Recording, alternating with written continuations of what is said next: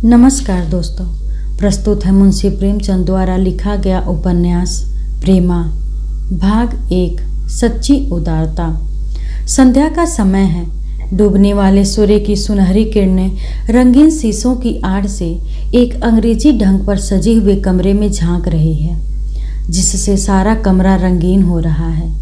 अंग्रेजी ढंग की मनोहर तस्वीरें जो दीवारों से लटक रही हैं, इस समय रंगीन वस्त्र धारण करके और भी सुंदर मालूम होती हैं। कमरे के बीचों बीच एक गोल मेज है, जिसके चारों तरफ नर्म मखमली गद्दों की रंगीन कुर्सियां बिछी हुई हैं। इनमें से एक कुर्सी पर एक युवा पुरुष सिर नीचा किए हुए बैठा हुआ कुछ सोच रहा है।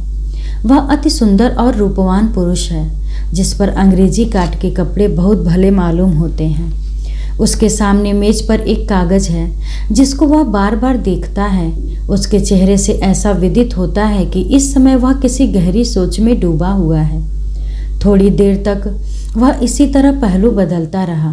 फिर वह एकाएक उठा और कमरे से बाहर निकलकर बरामदे में टहलने लगा, जिसमें मनोहर फूलों और पत्तों के गमले सजाकर धरे हुए थे। वह बरामदे से फिर कमरे में आया और कागज का टुकड़ा उठाकर बड़ी बेचैनी के साथ इधर उधर टहलने लगा। समय बहुत सुहावना था। माली फूलों की क्यारियों में पानी दे रहा था। एक तरफ साइस घोड़े को टहला रहा था। समय और स्थान दोनों ही बहुत रमणीक थे, परंतु वह अपने विचारों में ऐसा लवलीन हो रहा था कि उसे इन बातों की बिल्कुल सुधि न थी। हाँ, उसकी गर्दन आप ही आप हिलती थी और हाथ भी आप ही आप इशारे करते थे, जैसे वह किसी से बातें कर रहा हो। इसी बीच में एक बाइसिकल फाटक के अंदर आती हुई दिखाई दी और एक गोरा चिट्ठा आदमी कोट पतलून पहने, ऐनक लगाए, सिगार पीता, जूते चरमर करता उतर पड़ा और बोला, गुड इवनिंग अमृत राय। अमृत राय ने चौंक कर सर उठाया और बोले, ओ आप हैं मिस्टर दाननाथ, आइए बैठिए। आप आज जलसे में न दिखाई दिए। दाननाथ, कैसा जलसा? मुझे तो इसकी खबर भी नहीं। अमृत राय आश्चर्य से, आपको खबर ही नहीं? आज आगरा के लाला धनुषधारी लाल ने बहुत अच्छा व्याख्यान दिया और विरोधियों के दांत खट्टे कर दिए। दाननाथ, ईश्वर जानता है मुझे जरा भी खबर न थी, नहीं तो मैं अवश्य आता। मुझे तो लाला साहब के व्याख्यानों के सुनने का बहुत दिनों से शौक है। मेरा अभाग्य था कि ऐसा अच्छा समय हाथ से निकल गया। किस बात पर व्याख्यान था? अमृत राय, जाति की उन्नति के सिवा दूसरी कौन सी बात हो सकती थी? लाला साहब ने अपना जीवन इसी काम के हेतु अर्पण कर दिया है। आज ऐसा सच्चा देशभक्त और निष्कास जाति सेवक इस देश में नहीं है। यह दूसरी बात है कि कोई उनके सिद्धांतों को माने या न माने, मगर उनके व्याख्यानों में ऐसा जादू होता है कि लोग आप ही आप खींचे चले जाते हैं। मैंने लाला साहब के व्याख्यानों के सुनने का आनंद कई बार प्राप्त किया है, मगर आज की स्पीच में तो बात ही और थी। ऐसा जान पड़ता है कि उनकी ज़बान में जादू भरा है। शब्द वही होते हैं जो हम रोज़ काम में लाया करते हैं। विचार भी वही होते हैं जिनकी हमारे यहाँ प्रतिदिन चर्चा रहती है, मगर उनके बोलने का ढंग कुछ ऐसा अपूर्व है कि दिलों को लुभा लेता है। दाननाथ को ऐसी उत्तम स्पीच न सुनने का अत्यंत शौक हुआ। बोले, यार मैं जन्म का अभागा हूँ, क्या अब फिर कोई व्याख्यान न होगा? अमृत राय, आशा तो नहीं है, क्योंकि लाला साहब लखनऊ जा रहे हैं, उधर से आगरा को चले जाएंगे, फिर नहीं मालूम कब दर्शन दें। दाननाथ, अपने कर्म की हीनता की क्या कहूँ। आपने उस स्पीच की कोई नकल की हो तो जरा दीजिए, उसी को देखकर जी को ढारस दूंगा। इस पर अमृत राय ने वही कागज का टुकड़ा जिसको वे बार बार पढ़ रहे थे दाननाथ के हाथ में रख दिया और बोले, स्पीच के बीच बीच में जो बातें मुझको सवार हो जाती हैं तो आगा पीछा कुछ नहीं सोचते। समझाने लगे, मित्र, तुम कैसी लड़कपन की बातें करते हो। तुमको शायद अभी मालूम नहीं कि तुम कैसा भारी बोझ अपने सर पर ले रहे हो। जो रास्ता अभी तुमको साफ दिखाई दे रहा है वह कांटों से ऐसा भरा है कि एक एक पग धरना कठिन है। अमृत राय, अब तो जो होना हो सो हो। जो बात दिल में जम गई वह जम गई। मैं खूब जानता हूँ कि मुझको बड़ी बड़ी कठिनाइयों का सामना करना पड़ेगा, मगर आज मेरा हिसाब ऐसा बढ़ा हुआ है कि मैं बड़े से बड़े काम कर सकता हूँ और ऊंचे से ऊंचे पहाड़ पर चढ़ सकता हूँ। ईश्वर आपके उत्साह को सदा बढ़ावे। मैं जानता हूँ कि आप जिस काम के लिए उद्योग करेंगे उसे अवश्य पूरा कर दिखाएंगे। मैं आपके इरादों में विघ्न डालना कदापि नहीं चाहता, मगर मनुष्य का धर्म है कि जिस काम में हाथ लगावे पहले उसका ऊंच नीच खूब विचार ले। अब प्रच्छन्न बातों से हटकर प्रत्यक्ष बातों की तरफ आइए। आप जानते हैं कि इस शहर के लोग सबके सब पुरानी लकीर के फकीर हैं।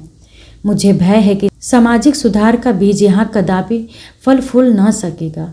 और फिर आपका सहायक भी कोई नज़र नहीं आता। अकेले आप क्या बना लेंगे? शायद आपके दोस्त भी इस जोखिम के काम में आपका हाथ न बटा सके। चाहे आपको बुरा लगे, मगर यह जरूर कहूँगा कि अकेले आप कुछ भी नहीं कर सकेंगे। अमृत राय ने अपने परम मित्र की बातों को सुनकर सिर उठाया और बड़ी गंभीरता से बोले, दाननाथ, यह तुमको क्या हो गया है? क्या मैं तुम्हारे मुंह से ऐसी बोधेपन की बातें सुन रहा हूँ? तुम कहते हो अकेले क्या बना लोगे? अकेले आदमियों की कारगुजारियों से इतिहास भरे पड़े हैं। गौतम बुद्ध कौन था?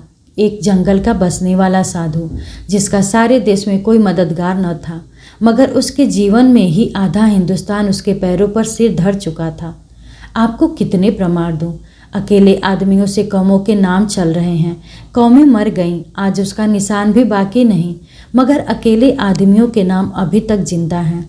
आप जानते हैं कि प्लेटो एक अमर नाम है, मगर आप में कितने ऐसे हैं जो यह जानते हो कि वह किस देश का रहने वाला है? दाननाथ समझदार आदमी थे, समझ गए कि अभी जोश नया है और समझाना बुझाना सब व्यर्थ होगा, मगर फिर भी जी न माना। एक बार और उलझना आवश्यक था।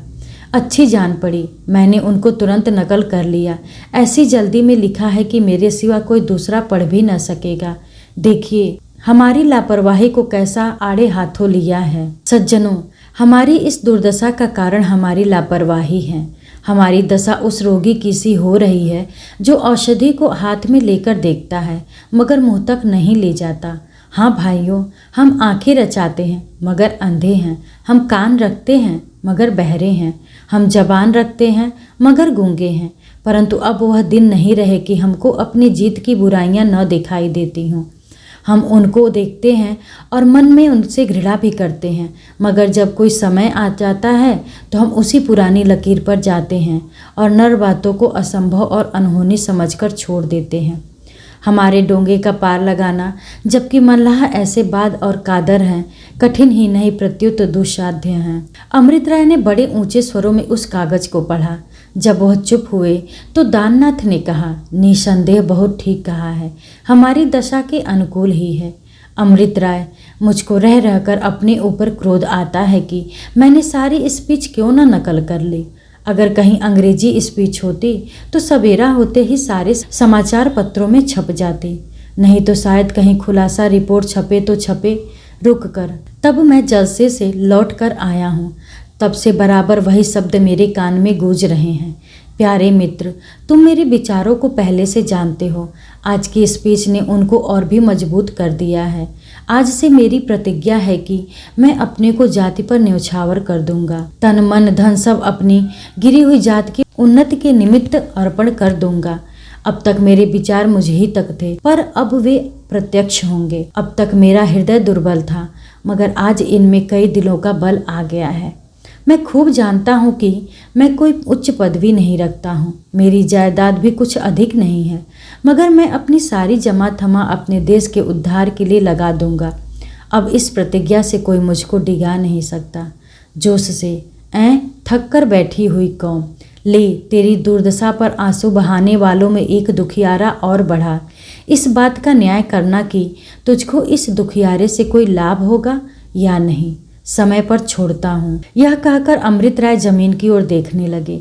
दाननाथ, जो उनके बचपन के साथी थे और उनके स्वभाव से भली भांति परिचित थे, कि जब उनको कोई धुन मालूम हुआ बोले, अच्छा, मैंने मान लिया कि अकेले लोगों ने बड़े बड़े काम किए हैं और आप भी अपनी जाति का कुछ न कुछ भला कर लेंगे, मगर यह तो सोचिए कि आप उन लोगों को कितना दुख पहुंचाएंगे जिनका आपसे कोई नाता है।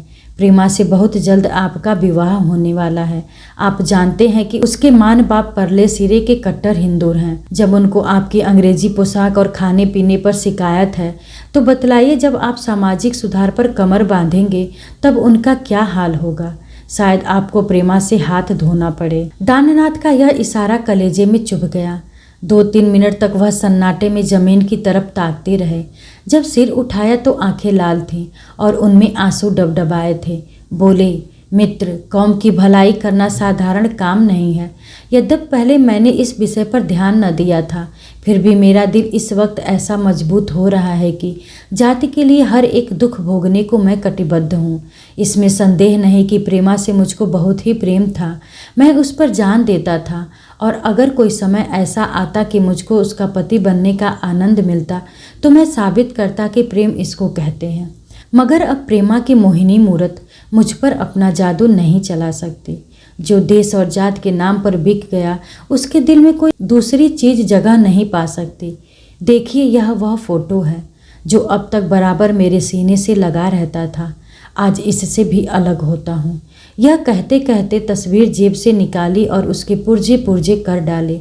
प्रेमा को जब मालूम होगा कि अमृत राय अब जाति पर जान देने लगा, उसके दिन में अब किसी नवयौवना की जगह नहीं रही, तो वह मुझे क्षमा कर देगी। दाननाथ ने अपने दोस्त के हाथों से तस्वीर छीन लेनी चाही, मगर न पा सके। बोले, अमृत राय, बड़े शोक की बात है कि तुमने उस सुंदरी की तस्वीर की यह दशा की, जिसकी तुम खूब जानते हो कि तुम पर मोहित है। तुम कैसे निष्ठुर हो। यह वही सुंदरी है जिससे शादी करने का तुम्हारे बैकुंठवासी पिता ने आग्रह किया था और तुमने खुद भी कई बार बात हारी है। क्या तुम नहीं जानते कि विवाह का समय अब बहुत निकट आ गया? ऐसे वक्त में तुम्हारा इस तरह मुंह मोड़ लेना उस बेचारी के लिए बहुत ही शोकदायक होगा। इन बातों को सुनकर अमृत राय का चेहरा बहुत मलिन हो गया। शायद वह इस तरह तस्वीर के फाड़ देने का कुछ पछतावा करने लगे, मगर जिस बात पर अड़ गए थे उस पर अड़े ही रहे। इन्हीं बातों में सूर्य अस्त हो गया, अंधेरा छा गया। दाननाथ उठ खड़े हुए, अपनी बाइसिकल संभाली और चलते चलते यह कहा, मिस्टर राय, खूब सोच लो, अभी कुछ नहीं बिगड़ा है। आओ, आज तुमको गंगा की सैर करा लाएं।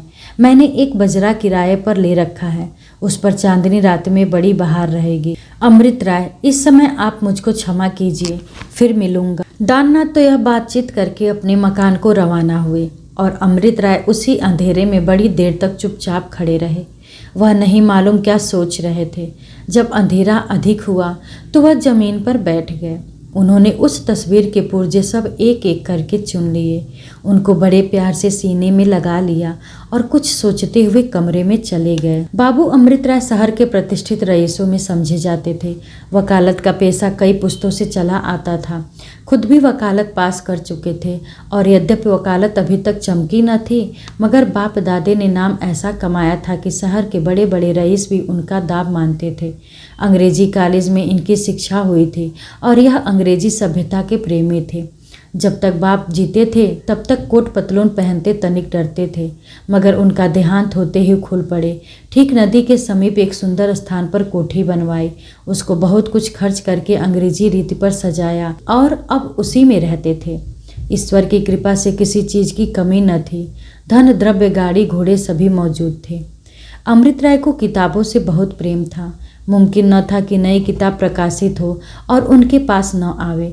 उत्तम कलाओं से भी उनकी तबीयत को बहुत लगाव था। गान विद्या पर तो वे जान देते थे।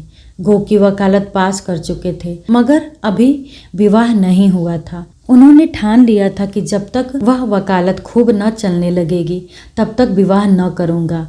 उस शहर के रईस लाला बद्री प्रसाद साहब उनको कई साल से अपनी इकलौती लड़की प्रेमा के वास्ते चुन बैठे थे। प्रेमा अति सुंदर लड़की थी और पढ़ने लिखने, सीने पिरोने में निपुण थी।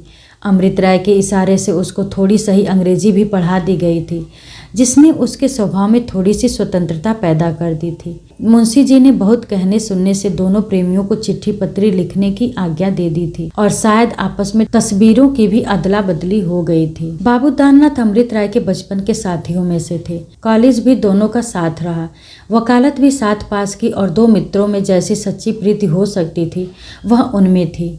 कोई बात ऐसी न थी जो एक दूसरे के लिए उठा रखे।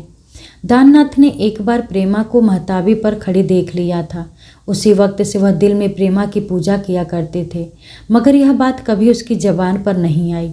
वह दिल ही दिल में घुटकर रह जाता। सैकड़ों बार उसकी स्वार्थ दृष्टि ने उसे उभारा था कि तू कोई चाल चलकर बद्री प्रसाद का मन अमृत राय से फेर दे, परंतु उसने हर बार इस कमीनेपन के ख्याल को दबाया था। वह स्वभाव का बहुत निर्मल और आचरण का बहुत शुद्ध था।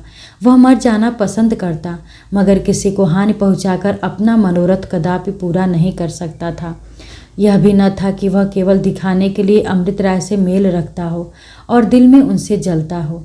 वह उनके साथ सच्चे मित्र भाव का बर्ताव करता था। आज भी जब अमृत राय ने उससे अपने इरादे जाहिर किए, तब उसने सच्चे दिल से उसको समझाकर ऊंच नीच सुझाया, मगर इसका जो कुछ असर हुआ हम पहले दिखा चुके हैं। उसने साफ साफ कह दिया कि अगर तुम रिफॉर्मरों की मंडली में मिलोगे तो प्रेमा से हाथ धोना पड़ेगा, मगर अमृत राय ने एक न सुनी।